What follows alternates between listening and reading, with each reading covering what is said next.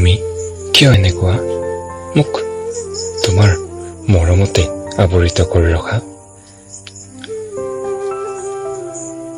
তোমাৰ মৰমে তোমাৰ পৰা কেতিয়াও মোক আঁতৰাব নোৱাৰে, যেন মই তোমাৰ বাবেই এক প্ৰেমৰ সাগৰ।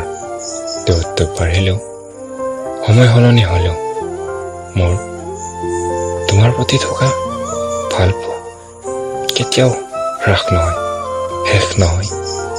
কেতিয়াও তোমাৰ প্ৰতি থকা মোৰ প্ৰেমৰ ধাৰণাবোৰ তুমি যেন মোৰ বাবে উশাহ, এই উশাহৰ ৰন্ধে ৰন্ধে মোৰ হিয়া চুঙি যোৱা।